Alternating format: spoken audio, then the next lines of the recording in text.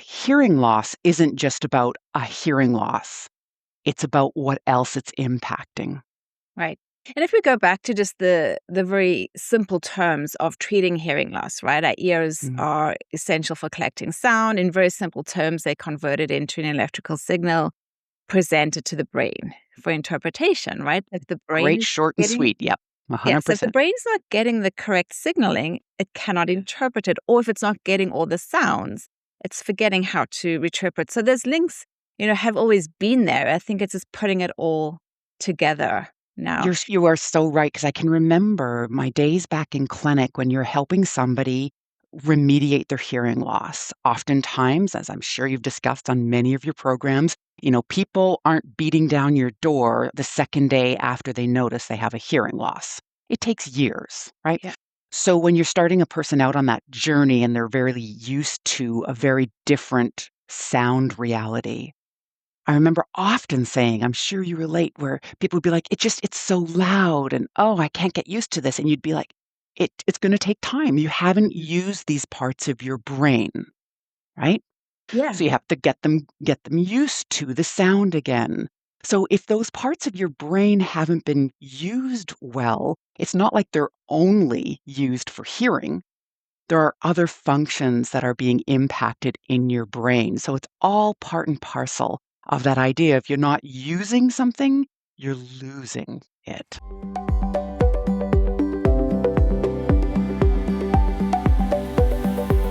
Welcome to Hear Me Out with Belinda.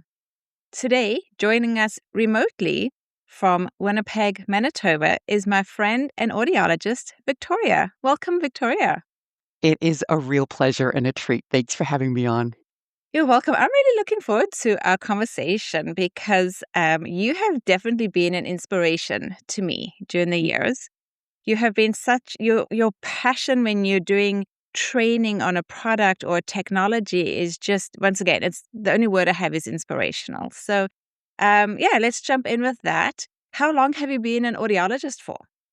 If you can believe it, my diploma tells me this is my 31st year. Wow, so double. Yeah, I've been a hearing care professional for 15 years now. yeah, the time. And so I would say when I joined about 15 years ago, there was still this sort of perception that when we were treating a hearing loss, we were just treating the ears, right? We were helping people hear sounds better. Yeah, yeah. But I feel like there's been a massive shift in the last couple of years. You're nodding Yeah. there, right? And now we're doing that. The words that we're using is preventable. We know the risk of, falls and cognitive support. So I'm going to ask you, have you noticed the same shift? Like, what are you experiencing? Oh, very much so. When I graduated, when I think back to the education that I came through, we talked very much about hearing loss in isolation, hearing loss as it relates to the fact that your cochlea is damaged or where that hearing loss happens, and then how to assist with that.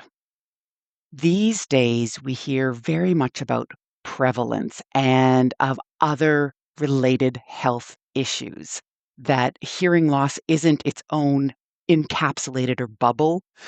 There are many other issues that hearing loss is a part of, and that was just never a part of the conversation back years ago. I think it really is a result of great research and the integration of other specialties into our field.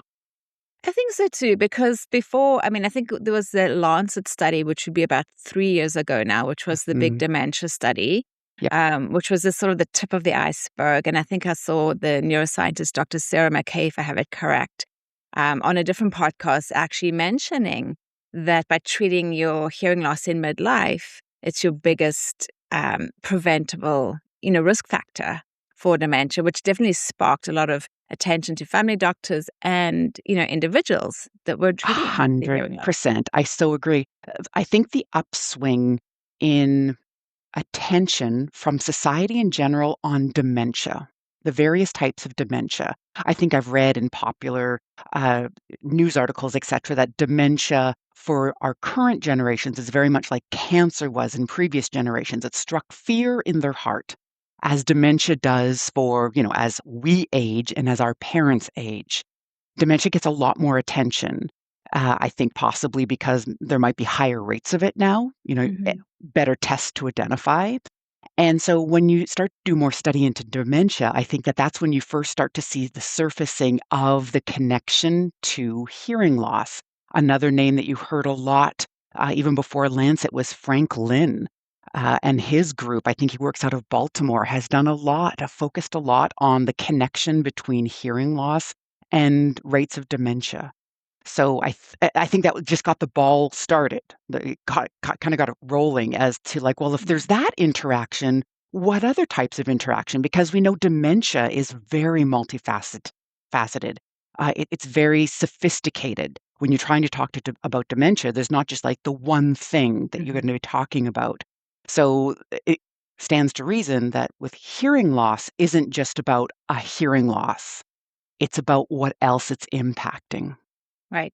And if we go back to just the very simple terms of treating hearing loss, right? Our ears Mm. are essential for collecting sound. In very simple terms, they convert it into an electrical signal presented to the brain for interpretation, right? If the brain Great, is short, and getting sweet. Yep, Yes, if the 100%. brain's not getting the correct signaling, it cannot interpret it. Or if it's not getting all the sounds, it's forgetting how to interpret. So those links, have always been there. I think it's just putting it all together now. You are so right because I can remember my days back in clinic when you're helping somebody remediate their hearing loss. Oftentimes, as I'm sure you've discussed on many of your programs, people aren't beating down your door the second day after they notice they have a hearing loss. It takes years, right? Yeah. So when you're starting a person out on that journey and they're very used to a very different sound reality, I remember often saying, I'm sure you relate, where people would be like, it's so loud and oh, I can't get used to this. And you'd be like, it's going to take time. You haven't Mhm. used these parts of your brain, right? Yeah. So you have to get them used to the sound again. So if those parts of your brain haven't been used well, it's not like they're only used for hearing. There are other functions that are being impacted in your brain. So it's all part and parcel of that idea. If you're not using something, you're losing it. Yeah.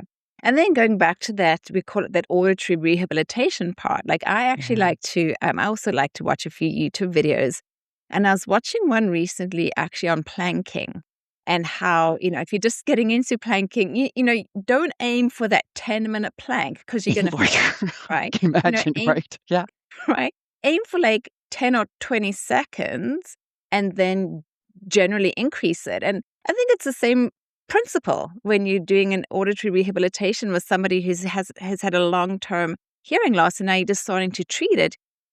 We can't set a target. We can't do that optimization on day one because it's like trying to hold that 10-minute plank, right? It's not going to work Yeah, for them. there's gonna be a lot of frustration. There's gonna be a lot of people falling off that rehabilitation journey because they just think, "Well, this is nonsense. This is too much." This is too I much. absolutely get it. And then it's such a shame when people can't continue on that auditory rehabilitation because, as we're saying, it's so much more than just being able to hear your loved ones better or be aware of somebody ringing the doorbell, whatever the auditory part of the scene is that they're missing.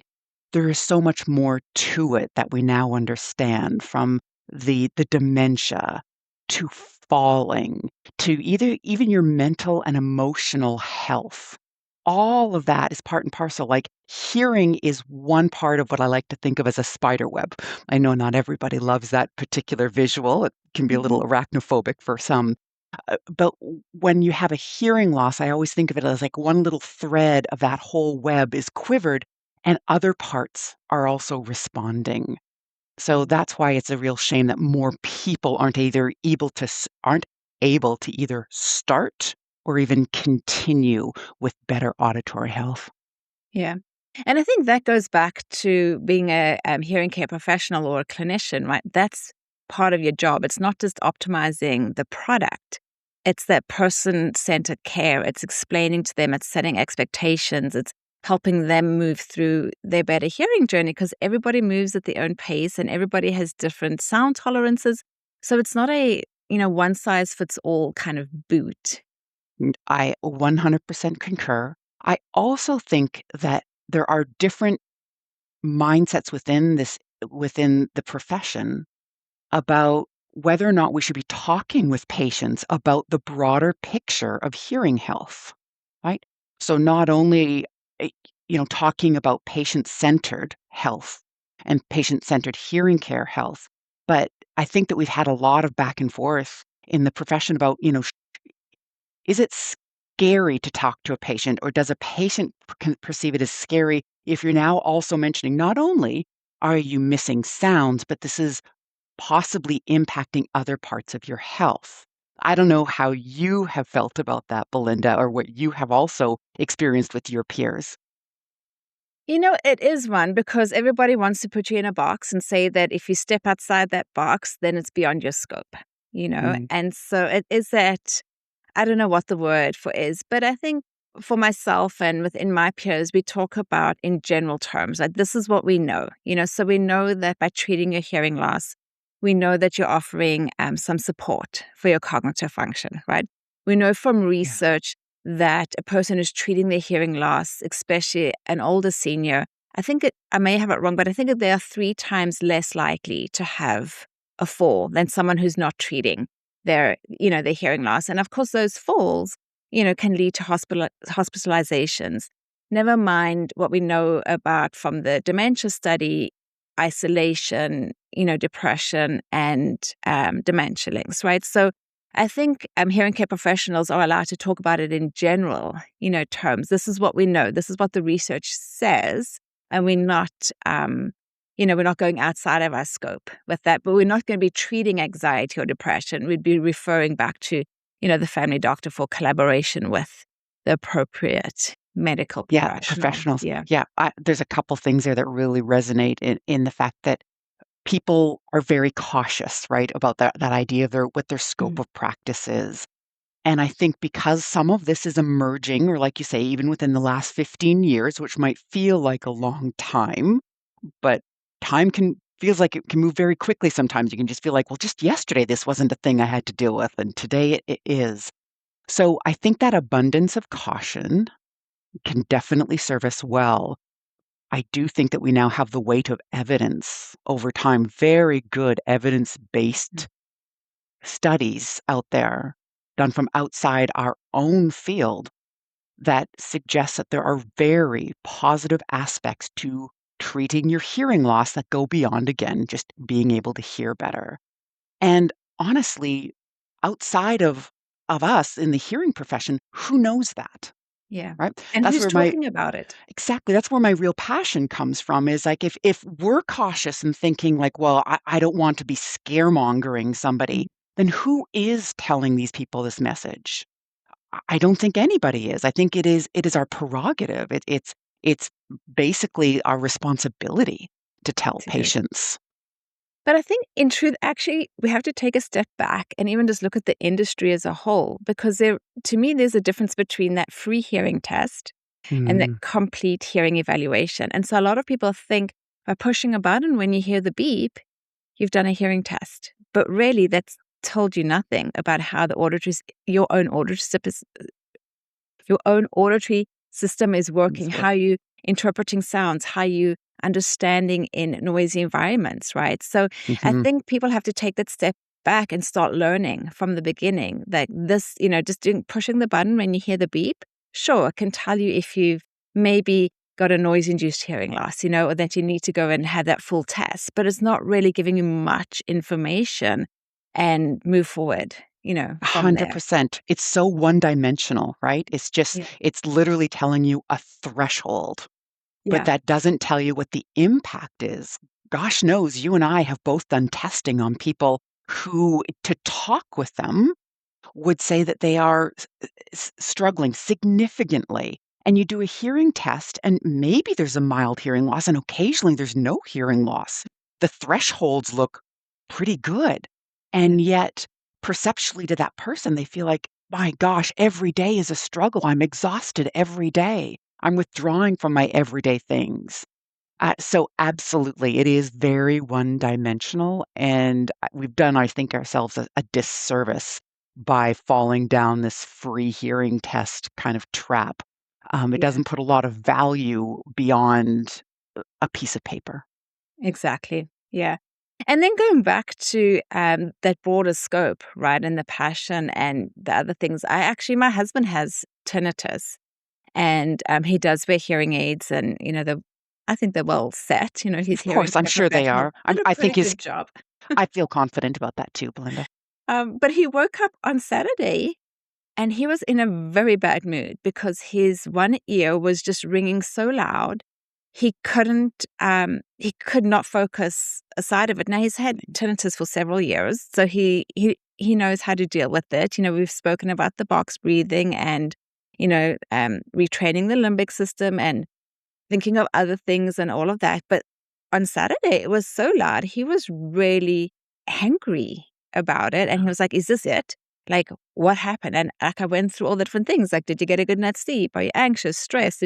I know you didn't drink alcohol, but, all of these different things. And there was nothing, ticked in any of the boxes. And yet his tinnitus was just so loud that day. So Um, fear-inducing, right? 'Cause you are thinking, like, is this it?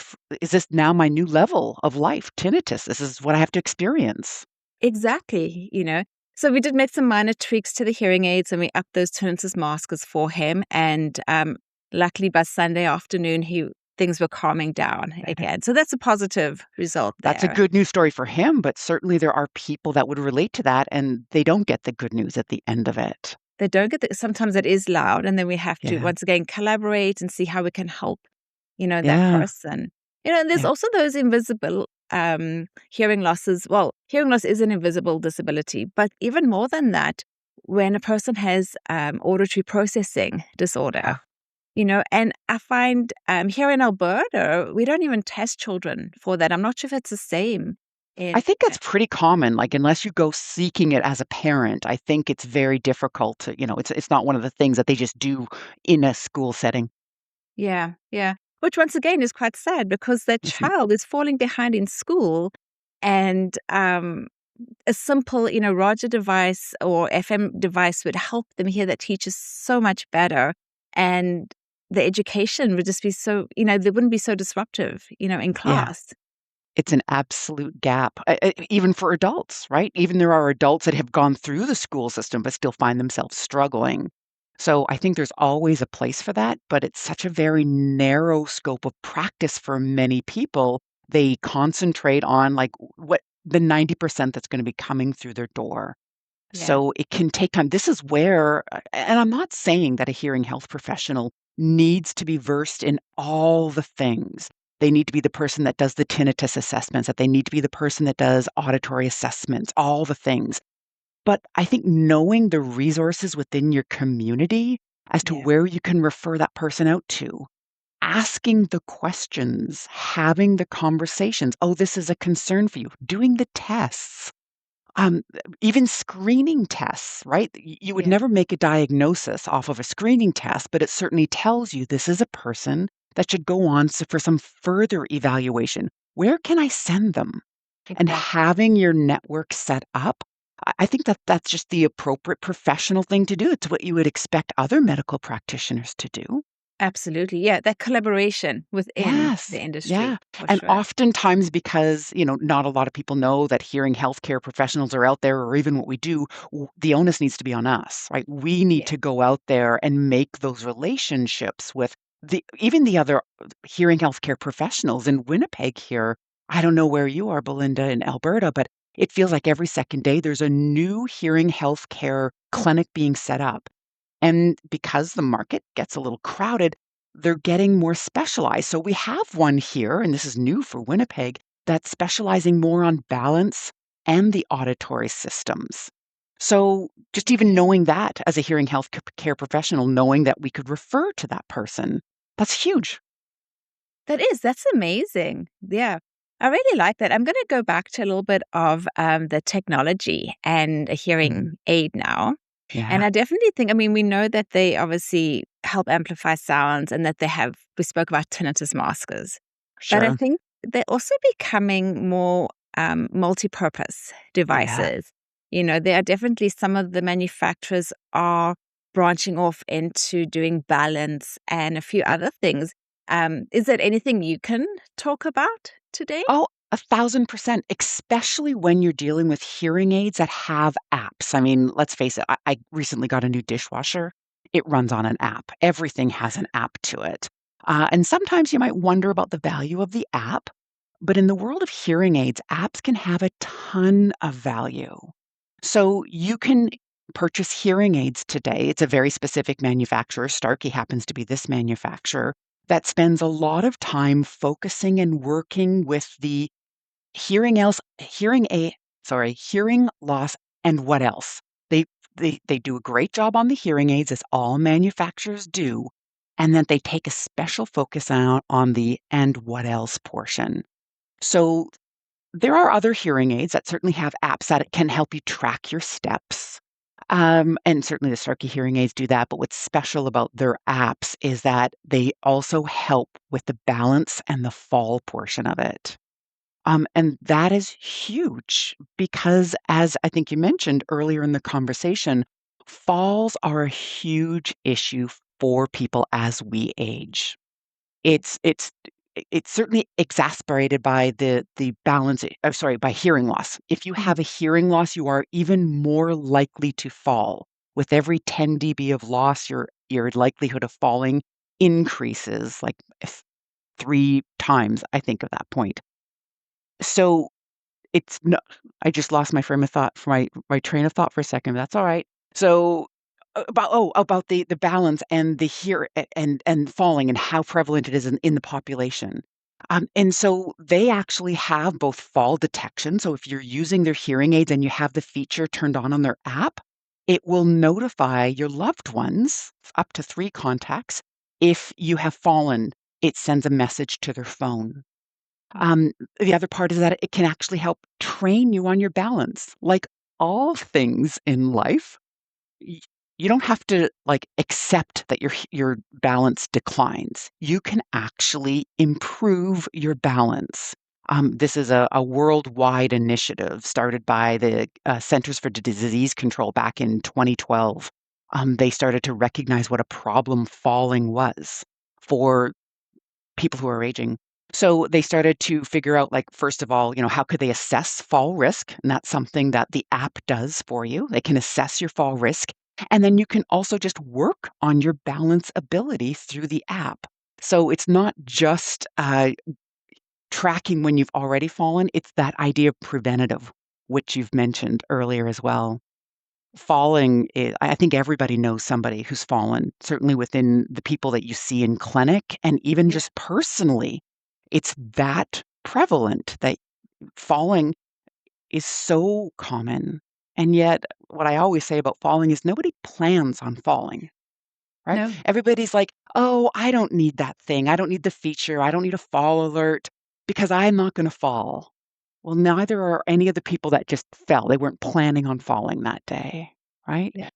And it's a significant enough problem that it's actually the leading cause of injury-related hospitalizations in elderly. It's the leading cause of injury-related hospitalizations. And in the elderly, it's also the leading cause of death due to an injury, is falls specifically. When you're Yeah. talking about elderly people having an injury, if it's a fall, they're more likely to die of that Yeah. than anything else. And going back to who's talking about that, I mean, it does go a little bit beyond, that hearing care professional, Yeah. scope, but they do have access to it within treating their hearing loss, and that Mhm. app. They can choose to utilize it or not, you know. Yeah.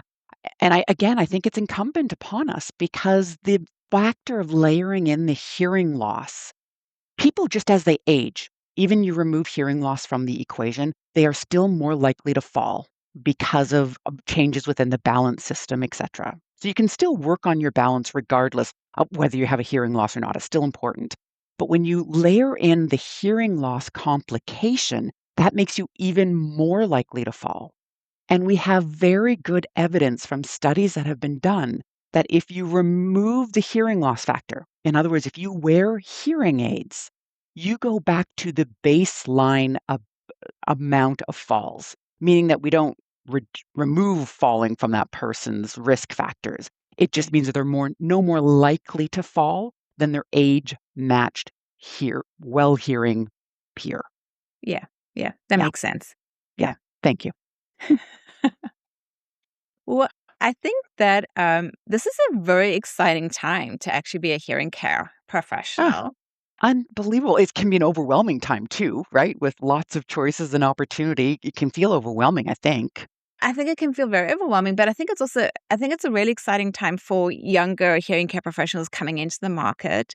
In actual fact, I just bought, well, my husband found at the antique store. I live in Okotoks, Alberta, Yeah. and my husband found at the antique store a ear trumpet. An ear trumpet, amazing. It's huge. I didn't realize how big it was. You hold this thing up to your ear. It's very, very Well, it big. was a matter of acoustics, right? The bigger it was, the more sound you could collect. So you could get really little ones, but they didn't hardly collect any sound. Yeah.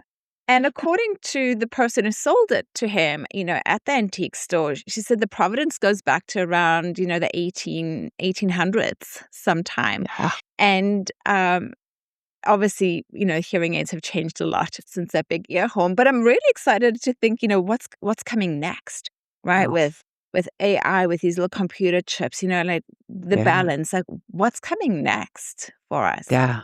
Yeah, AI, and there's different types of AI, like, when you say the words AI, you throw that out there, people can be like, "Oh, yeah, all AI is the same." It's not. There's different Mhm. types of AI. So, really the biggest difference will be when we get AI that you can put on the computer chips that are basically adapting at the time. Right now, the computer chips that we use in hearing aids are quite tiny compared to when you think of the kind of computer chip that's in your smartphone or in your laptop computer, right? So, although all hearing aids these days use various forms of AI, they're all trained. All the AI algorithms are static once they are put into your hearing aids. They Yeah. don't continue to learn, they don't continue to update. That will be the next great leap forward when have a powerful enough computer chip to run an AI algorithm that continues to learn about you in the moment. And it's realizing, like, oh, you in this moment, like, I can see this environment. This is very difficult for you. And the specialized testing that we can do to figure out, oh, this person actually has more difficulty in a background of noise than this person does. Because as Yeah. you were talking before, I mean, there's some very interesting testing that you can do to see those differences in your patients far beyond just that one-dimensional audiogram. And so to have adaptive hearing aids that are truly adapting in that moment for that specific individual, that's going to be such a game changer to be able to individualize for your husband waking up on Saturday morning with that tinnitus, for the hearing aid to recognize that, for him to be able to feed that information in, and for the hearing aid to make live real time adjustments based on how he's feeling on that specific day Right. Yeah. and how he's managing. I mean, imagine what that would do for your patients, Belinda. Yeah. Oh, I'm just thinking out loud here. Like we do something called our speech noise testing, or what we would refer to as a quicksand test. And we Yeah. take our signal to noise ratios, and obviously it helps us explain to a client why a certain technology level would be beneficial to them, for their lifestyle needs. Yeah. But yeah, going back to that future, could you imagine typing in this person has a 6 decibel signal to noise ratio loss in this type of background noise and, adjust accordingly, like Yeah. that would be pretty amazing. Yeah, because right now, most of the changes that are made are tied to an algorithm. Yeah. There certainly is adaption is the right word. Yeah. So I wouldn't want people to walk away saying that hearing aids aren't doing that right now, because they are, but there's only a limited amount that they can do, and theoretically, two people could end up with the exact same setting. Yeah. But going forward, to have them tied truly to an individual, it would be massive. Yeah, Yeah. it's gonna be what? I think everybody should be wearing hearing aids soon. I mean, there's this thing called, Well, yeah. what do they call it? The listening demand in noise, even with normal hearing, right? And Listening how effort is yeah, and huge. how that's Yeah. affecting your mood, Mhm. your Energy cognitive levels. everything, Yep. right? So even a Yep. normal hearing person moving in the future could benefit for this, speechy noise, right? So it really is. 100%. Well, you start to see this convergence of consumer level, in ear, like the wireless headphones, right? Right. My Yeah. kids wander around. If they're not having their headphones on, they often have like their in-ear plugs Mhm. in, listening to their music.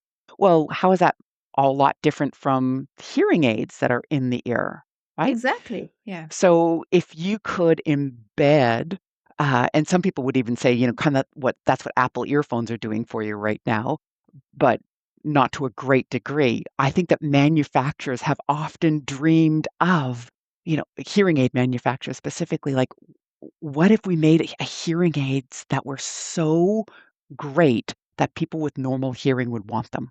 I Yeah. think that that is like their golden chalice that they're reaching for. Yeah. And then the effects of that on somebody that has that auditory processing, right? As an adult, right? Or that type of thing, that could be really improving um, quality of life for so many people out there. And not only improving quality of life, I think it also reduces the stigma factor. Yeah. That's true. Yes. Yeah, Yeah. which is a huge one still for many people. Yeah.